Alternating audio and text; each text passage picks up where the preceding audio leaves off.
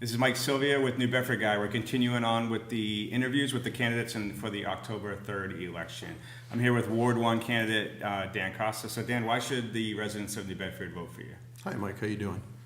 Well, I tell you, as I was preparing for this here today, I just writing myself a lot of notes and thinking a lot about what I wanted to say, and nothing ever really sounded right.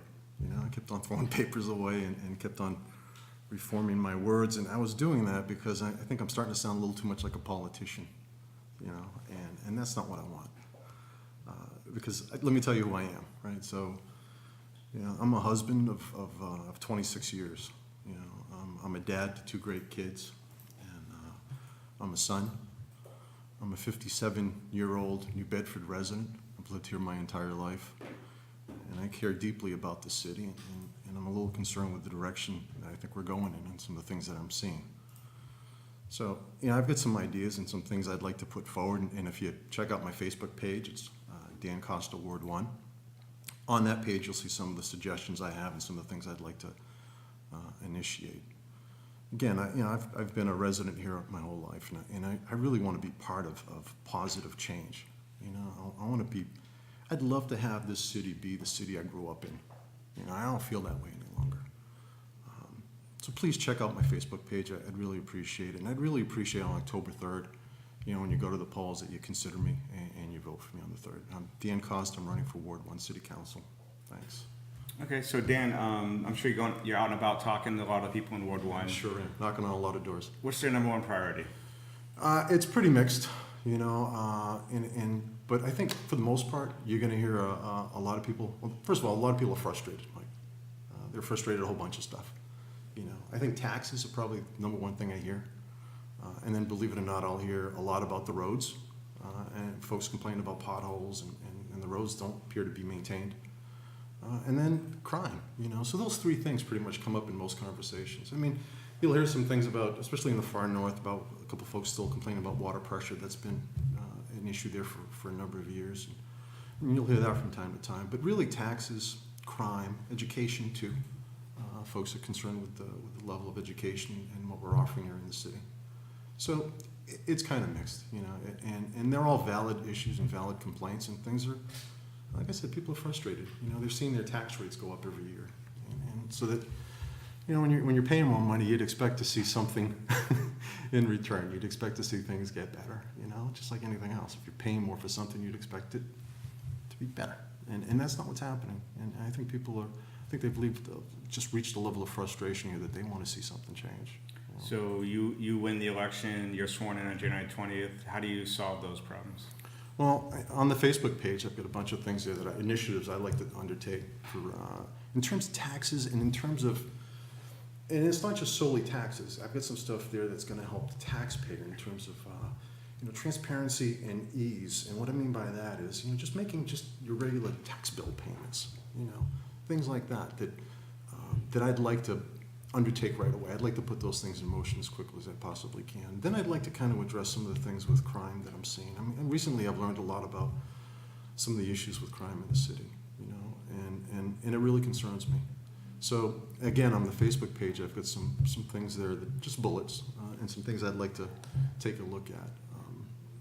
I've been an IT manager so I'll tell you before, I'm not a politician. I've been an IT manager for over 30 years. I was a director in a couple places. So, I'm going to tend to look at more innovative, ways to try to solve a solution. I don't like these fixes that we're putting in place that just kind of scratch the surface. I think we do that a lot. I think we got to kind of dig down deep and put comprehensive plans together that address issues as a whole. And these things might take time to do, but I think we have to do it. So Wayne asks, what's your vision of Pulaski Park? Well, I got to tell you, plenty of times when my son was young, we'd go and play there. It's a great place, and a nice spot in that general area. But I know that there's been some issues recently. I've spoken to a couple of neighbors whose property basically abuts the park. And yeah, they're concerned. There appears to be some illicit activity possibly taking place there. So, yeah, that's a concern. Absolutely. So Kaya, thanks Kaya for being here the whole night. You've asked questions, great questions all night. Lights at exit 5 at Church Street, what's your opinion? Yeah, Church Street, Kings Highway, that whole general area has gotten pretty congested. You know, I don't think they considered, or I don't recall any major changes to the traffic or the roads in that general area after all of the new businesses have moved in there. So I don't think there's been any major infrastructure changes in that general area. So I think we really need to focus on that. It's things like that I'm hearing from people as I'm knocking on doors. I've had a few people on the Facebook page talk about the intersection at Church and Tarkin Hill Road. Right, they'd like to put a turn there, things like that. I mean, we're hearing a lot about that. But yeah, it's absolutely something we're going to need to address. So Jason asks, what is your view on Acushnet's pending state approval for EMS to be supplied with IV Tylenol to replace fentanyl, the powerful painkiller? I think it's a great idea. I think it's absolutely a great idea. And I did read that article in the paper, and it kind of made me wonder why we're not doing that in New Bedford. You know, I think it's fantastic. So obviously the mayor is the chief executive. What do you see your role as a city council member working with the mayor? Well, I think the mayor's got some good ideas in terms of building the tax base. So I mentioned taxes before. So I'd like to work with the mayor in achieving some of those goals that he's set forward for building the tax base. Of course, I don't want to get off on a tangent here, but the whole tax situation concerns me greatly. Right? So you'll hear a bunch of folks talking about, a bunch of the candidates talking about, holding down taxes by increasing the tax base, and that's great. That's a great idea, but that's something we should be doing every day. That's what businesses do. You're trying to drum up more revenues, so they should be doing that. But I'd like to focus on the other side of the ledger a little bit. Not to say that revenues aren't important; they are. But the other side of the ledger, the expense side, the cost, holding the spending down.